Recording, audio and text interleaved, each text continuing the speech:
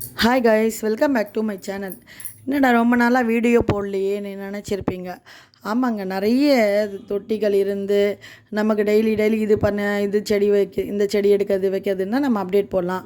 எங்கிட்ட இருக்கிறது ஒரு 20 பார்ட்ஸ் தான். அதுலேருந்து என்ன அப்டேட் வருதோ அதுதான் நம்ம தர முடியும். இருக்குது, இனிமேல் ஒன்று ஒன்றும் நான் முயற்சி பண்ணுறேன் போடுறதுக்கு.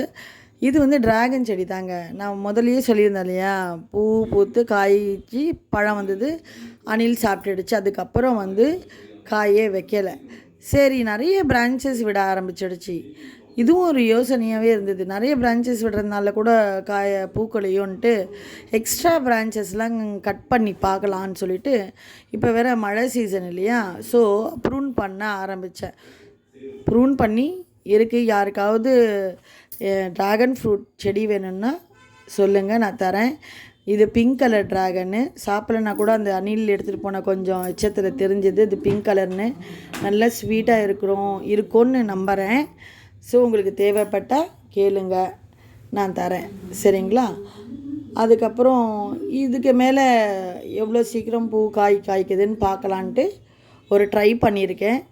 அதுக்கப்புறம் என்னங்க, ஸோ கலரி விடுறதுக்கு மண் அங்கே எதுவும் இல்லை. அதனால் 2 கைப்பிடி மாட்டு தொழுவத்தை போட்டுட்டு மண்ணும் அது மேலேயே போட்டு கிளறி விட்டேன். என்னடா கொஞ்சம் தூரமாக போடுறேன்னு நினைக்கிறீங்களா? ஆமாங்க, சரியான ஒரு முள் குத்துச்சுன்னு வச்சுங்களேன், 2 நாளைக்கு வலிச்சுட்டே இருக்கோங்க, வினுக்குன்னு. அதனால் கொஞ்சம் உஷாராகவே வேலை செய்கிறது. இது பார்த்திங்கன்னா என்றைக்கோ வச்ச மல்லி செடி. ஸோ அது இப்போ தான் தழுக்க ஆரம்பிச்சிருக்கு. நல்லா வந்ததுக்கப்புறம் அதுலேருந்து எடுத்துருவேன். யூஸ்வலாக உரம் கொடுத்துட்டு தண்ணி ஊற்றிடுவோம். தேங்க்யூ ஃபார் வாட்சிங்.